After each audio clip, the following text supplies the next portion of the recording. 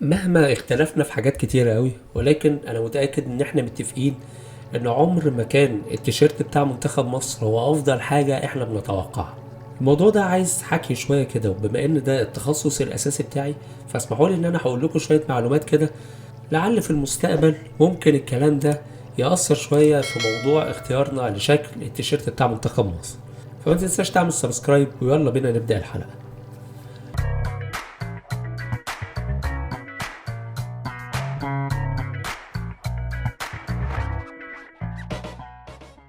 ازيكم جميعا وعاملين ايه؟ التيشيرت بتاع المنتخب هو الواجهة اللي انت بتصدرها للناس عن المنتخب بتاعك.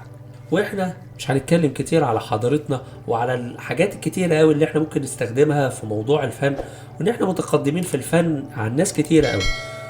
ولكن المشكلة دايما بتيجي في حاجات تانية خالص، بتيجي في موضوع الترتيبات المصاحبة لفكرة تصميم التيشيرت نفسه. منتخب مصر قعد فترة طويلة قوي يستخدم التيشيرت اللي باللون الأخضر، وده كان ليه سبب، هو إن العلم نفسه كان فيه اللون الأخضر.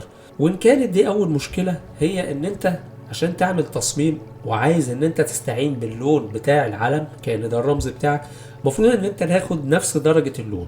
لو جينا نقارن ما بين صورة العلم وبين التيشيرتات من أول ما اتعملت لحد آخر تيشيرت اتعمل باللون الأخضر، هنلاقي في اختلاف كبير قوي.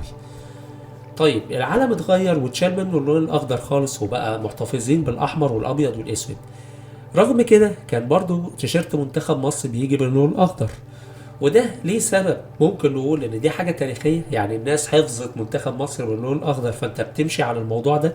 زي منتخبات تانية كتيرة خلاص بقى في صورة ذهنية على ان المنتخب ده بيلبس لون معين. زي مثلا هولندا اللي ما فيش لون برتقالي معين في العلم بتاعها، ولكن هم اتحفظوا باللون ده خلاص، فبيستمرين بيه لحد دلوقتي. ولكن الواقع ان انت ما كنتش كده، انت مش محتفظ بكيان معين في اللون الاخضر.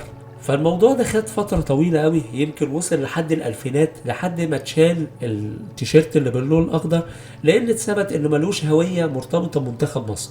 وبقى الاحتفاظ ما بين التيشيرت الأحمر والتيشيرت الأبيض، على أساس إن إحنا ناس ما بنحبش اللون الأسود في المنتخبات. ولكن ده لا يمنع إن لو كان في تيشيرت باللون الأسود كان ممكن يبقى شكله شيك جدا. في نفس الوقت هتلاقي مثلا فترة المنتخب لبس التيشيرت اللي باللون الذهبي. ايه علاقة الذهبي بقى بيه؟ هتقول ان ده لون النسر مثلا، هقول لك ماشي، ولكن هل تاخد الجزئية دي وتسيب الحاجات، يعني تسيب الجزء الاكبر اللي بالاسود علشان تاخد النسر اللي هو حجمه اصغر وتاخد اللون بتاعه؟ وده خلى عندنا دايما ازمة في ان احنا نقتنع بشكل التيشيرت بتاع منتخب مصر. وعلشان نكون صادقين مع نفسنا، احنا ما بنحبش تيشيرت منتخب مصر الا اللي ليه ذكريات حلوه معانا. يعني لو اتكلمنا على التيشيرت الاخضر ده، لما بيفكرك بكاس افريقيا 98 فعلشان كده هتحبه. لما بيفكرك بكاس العالم 90 فعلشان كده بتحبه. لما تيجي تفتكر بقى منتخب مصر التيشيرتات التانية، هتلاقي ان هي ما كانتش متميزة بالشكل اللي يخليك تحبها علشان هي متميزة، ولكن لذكرياتك معها. يعني احنا مثلا بنحب التيشيرت بتاع بطولة 2010 رغم ان هو اللون بتاعه ملوش اي علاقة بالعالم، ولكن علشان ذكرياته نفسها والبطولة نفسها تألقنا فيها بشكل كبير قوي. وهنا تيجي مشكلة تانية، ان دايما بيتم اختزال الحضارة المصرية او التمييز بتاع المنتخب في الحاجات الفرعون. انا ما بنكرش ان ده الواجهة الاساسية، او ان ممكن المنتخب يتقال عليه منتخب الفراعنة فده حاجة تميزك وتحطها في التيشيرت، ولكن انت ليه ما بتحاولش تبرزها بشكل ما احسن من كده؟ مفيش اي تيشيرت نجح ان هو يعمل التصميم متناسب حتى مع اي حاجه ليها علاقه بالفرعوني. لو انت بتشتغل على الاحمر او بتشتغل على الاسود، كان في فرص كتيره قوي ان انت تعمل الحاجات دي بشكل افضل بكتير. بالاضافه طبعا للحاجات الوظيفيه اللي بتبقى في التيشيرت المطلوب. يعني في ناس كتيره بتقعد تدرس التيشيرت ده معمول ازاي، متناسب اصلا مع طبيعه وحجم اللعيبه والظروف اللي هم بيلعبوا فيها. يعني انت في افريقيا مش زي اللي بيلعب في اوروبا.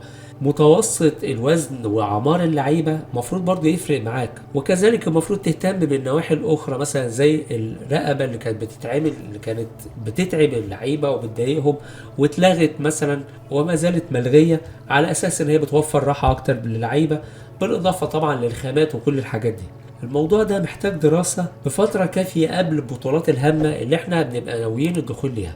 وحتى البطولات اللي احنا خلاص كنا عارفين ان احنا داخلين كاس العالم وكده، ما تمش مراعاة ده، بيترك الموضوع للشركات العالمية اللي هي مش هتهتم قوي بموضوع انت شكلك عامل ايه، على قد ما هتهتم ان هي مثلا بتوحد الزي بتاع البطولة نفسه. بيبقى عندهم زي كده تمبلتس جاهزة وبيبتدوا يوظفوها لكل واحد. استعين بالشركات دي، الشركات دي عندها خبرة لا يستهان بيها، انا مش معترض على ده، ولكن برضو لازم يكون في توظيف للشخص اللي متشرب للثقافة دي وللحضارة دي وحبه للكورة ومنتخب مصر، ازاي هو ممكن يعبر عن الحاجات دي. والكلام ده احنا بنشوفه كتير على النت، تطلع نتائج فعلا كويسة. صحيح مش كلها تنفع في التطبيق العملي، ولكن ممكن تستعين بيها بشكل افضل من كده. اتمنى اسمع رايكم في التعليقات، وايه اكتر تيشيرت انت بتحبه لمنتخب مصر. ولو الحلقه عجبتك تنساش تعمل شير عشان الناس كلها تستفيد من المعلومات دي. في نفس الوقت تعمل لنا سبسكرايب، تابعنا على الفيسبوك والتيك توك والانستجرام عشان تبقى اول واحد يتابع الحلقات الجايه. شكرا.